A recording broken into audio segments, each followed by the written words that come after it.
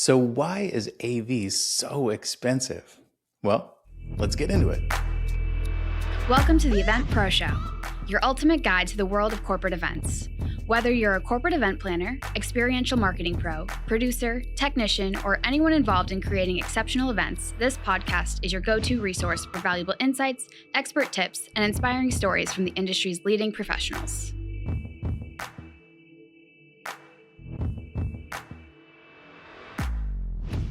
Well, thank you for joining us on the Event Pro Show. I am your host, Seth Mackey. I'm the CEO of LEMG, an event production company based in Charlotte, North Carolina. And we have the honor of working with meeting planners across the country, producing primarily corporate events. And so this is a series that we are doing. This is a 5-part series called the AV Playbook for Corporate Event Planners. And the goal here is just to help you work better with your AV partners. And so I've spent the first few episodes talking about various things, a lot of them around the AV RFP, how to write one, and then how to read proposals from AV providers. But on this 4th of 5 episodes, I want to talk a little bit about AV costs. You know, like why in the world is AV so expensive at corporate events, and what actually drives AV costs? So let's talk about it a little bit. I think that the baseline premise of this discussion is that from a meeting planner perspective, as you know, if you're a meeting planner that works on corporate events, the cost of AV is a top 5 expense, if not a top 3 expense. And that is right along with venue costs, food and beverage costs. I'm looking at you, $120 jug of coffee, just crazy expenses. But AV is right there. And so AV costs can seem arbitrary, and they vary from location to location, seemingly from provider to provider. So why is that? So a little behind the scenes from an AV perspective. Over the last 5 or a little bit more years, the AV industry has wrestled with several headwinds at once. And I'm really trying not to mention COVID anymore, because we're beyond it. But, if you're looking at costs and what are drivers of inflation, COVID didn't help. But from that point forward, we've seen, as AV professionals, unstable demand. And so, you can go, some years have been just all out, and then it kind of like reels back in, and it kind of has fluctuated. There's been an unpredictable scope requirement. So meaning it could be streaming, it could be hybrid, it could be in person. It could be swinging back and forth year to year. Different events had been changing what they wanted or could do based on their budgets, because the AV industry doesn't exist in a vacuum; it exists in a greater economy, and we understand that. But just scope requirements have changed year to year. There's been an unpredictability in the supply chain of where we obtain our underlying equipment. The founder of LEMG, Tom, refers to it as like our meat and potatoes items, the items that we use on every single event. It at times has been challenging to source, to purchase. Loss of talent. There was a massive exodus in talent in the AV industry, and meeting planners experienced this as well. As work dried up in the early 2020s, people changed industries. They were like, "I'm out of here." So there's this kind of hole in the greater pool of talent there that's like a 3 to 5 year gap of people beginning the industry, or we lost a lot of institutional knowledge in the industry. So that's been challenging to manage through. We have just basic inflation. For our staff to buy groceries, that grocery keeps going up. And so we have to reckon with that with our internal staff. And then overall talent, the cost of talent has increased. And just a little word about that, a lot of AV companies, they have inventory of equipment to do a number of shows, but they also will cross rent when they exceed their internal inventory. And that's a normal practice. There are great third-party equipment providers that we use all the time. I'm excited. I should have someone that runs one of those companies as a guest to introduce you and to listen about how those businesses work. But also on the labor side, on the talent side, we use a lot of freelance operators. So we have some internally that are full-time staff at LEMG, but we also use a large number of independent contractors. And so the cost of independent contractors has skyrocketed just over the last 5 years. And there's a few reasons for that. There was a major adjustment that needed to happen heading into COVID, that it had held off and rates were too low. And then there was a massive swing, a big adjustment that happened, plus people left the industry. So then there's a supply demand dynamics happening. And so rates have really jumped. So, you'll notice that what you're paying for talent is very expensive. And so all of these behind the scenes set the stage for this inflationary moment that we've observed. But there's a few things that you as a planner can be aware of that will affect AV costs. And I think it's important to know. I think that's, this is a high level discussion about how maybe you can kind of manage a little bit and how you're doing events, where you're doing events. So let's talk about factors that affect AV costs. So location. I mean, that's number one. Expenses can be radically different from one geographical location to another. And sometimes there's a disconnect between who's selecting sites for the next event and budget, who's the guardian of the budget. And that really has to be synced. You have to really be synced. And I'm not talking AV, I'm talking from a planner and company perspective of if you're planning events over the next few years, but you have budget constraints, whoever's guarding that production or event budget needs to be in the room with the person selecting sites. Because you could go into a full union city and have all these additional expenses you weren't expecting, or you could go into a venue that has all these hidden costs. You can't bring in an outside AV provider. You have to use the internal team. The internal team is very expensive, way beyond what you thought was reasonable. So you have control over that way early when you're picking your location. The farther down the road you go with that location, especially after you've signed a contract, that's a very difficult time to reckon with those expenses if you weren't expecting them. Another factor driving AV cost is just complexity of your event.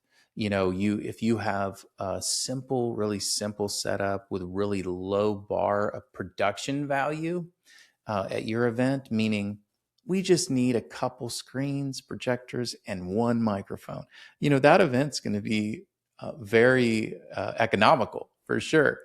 And if that's what you need, wonderful. But not every client needs that. Some clients have gotten to a point where they need their event. The events are a reflection of their marketing and their brand and who they are and their company culture and what they're trying to put out in the world. And so all of those things create complexity from an AV perspective, which is wonderful. That's fun. This is why we do this. But it also drives cost. And then complexity can also reference what you're trying to do, who your audience is. If you have a distributed audience, so you have an in-person audience, a streaming audience, and then even a evergreen audience where you're going to use the recordings and they need to be at a certain expectation, then that adds complexity to an event. If you're going to have in-person presenters and guest presenters that are streaming, from a virtual or a remote location. That adds complexity and things that have to be talked about. Equipment has to be in place, talent has to be in place, schedules have to be in place. You're adding some complexity, so that's adding costs. And it doesn't always mean that it's like this crazy unaffordable thing, but the more complexity you add into your schedule and your requirements, then there will be additional expenses with that. And that sounds obvious when you say it out loud, but sometimes when you're ideating about an event and all these ideas are flowing, it's good to have in the back of your mind, well, that does carry a price tag, and so being aware of that. Another factor that drives AV costs is just basic size of your event. So a 100-person event is going to be cheaper typically than a 10,000-person event, all things being equal. Now, that being said, I've seen some events with 100 people that have massive AV budgets because the requirements are dictating that. But if all things being equal, like if the requirements are exactly the same, but you're just expanding the footprint of the event, more people, obviously that's going to be more expense because the PA has to be bigger, the visuals have to be bigger, how you're interacting with everyone has to be more. So that can drive your cost. And then event deliverables, that's another factor that can drive AV costs. What do you need to walk away with? What are you expecting the AV company to do? There's a difference between just a simple record of the switched program that's going to the iMac screens, versus we want a fully edited video product afterwards with graphics and lower thirds, and it, basically we want a TV show when it's done. That's going to affect your production budget for sure. And then we're going to get into, this kind of had to do with location, but venue specific fees. It's something to be aware of, something to be, ask good questions on site surveys, and really drill down into venue specific fees, minimums, rules, policies, these things that float around in contracts. Make sure that if you're new to signing venue contracts, location contracts, have someone in the room that isn't new to it, that understands it's asking the right questions. These can really dramatically drive costs of bringing in an AV provider. And then equipment type is another thing that drives costs. Again, that can kind of speak to scope. If you kind of have a minimalistic approach to AV, then you can have more basic equipment. If it's a real high-end event with high expectations, then, think like the Grammys or something, or the Academy Awards, a super high level of production that needs to happen. That's going to be a different type of equipment, different equipment set than a super basic 2 screens and a microphone for 100 people equipment. So that drives cost for sure. And on that note, same thing, talent, in that 100-person basic 2 screen and a microphone setup, that might be people that are really early in their career, and that's great for them. That's the talent you need in the room, basic talent. So you're going to pay a little bit less, versus the Academy Awards example. You're going to have the people at the top of their career that are in demand, and you're going to pay for that. And that might be what you need. And then one more note is, a lot of these venues have, it's one of those venue specific charges, is that if you're going to be rigging in the ceiling, if everything has to be floating from the ceiling and high and no cables are seen, that's going to be more expensive than a ground support, what we call a ground support system, where everything's on the ground, doesn't have to hang from the ceiling.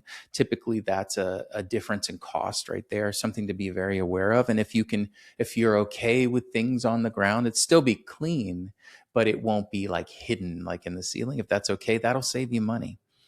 And so those are expenses that drive AV costs. I want to leave you with one kind of pro tip, that something that some meeting planners still aren't doing, taking advantage of. Work with your local CVB.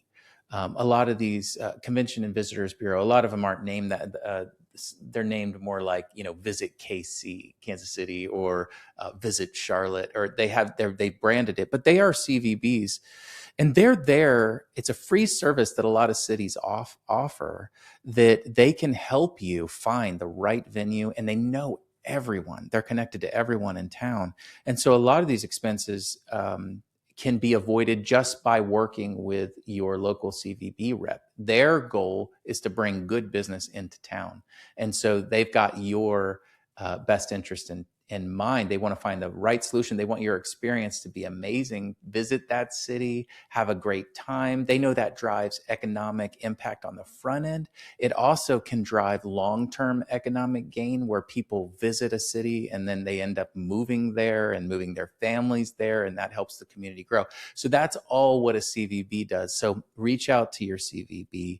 And they can help save money and help you find the exact place that you need. They're great people to work with. Most of them that I meet are just fantastic people. They're outgoing people that just love their community. That's always fun to have on your side. So I hope this was helpful. This is part 4 of our AV playbook for corporate event planners, just helping you get more out of your AV providers.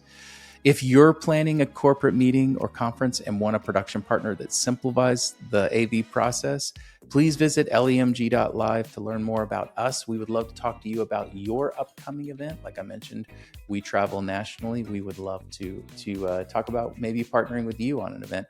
You can catch all of our back episodes at theeventproshow.com.